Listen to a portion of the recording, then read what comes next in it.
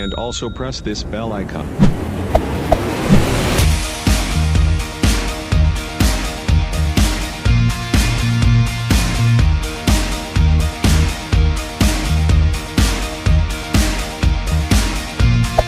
Hey there. Subscribe to my channel. And also press this bell icon.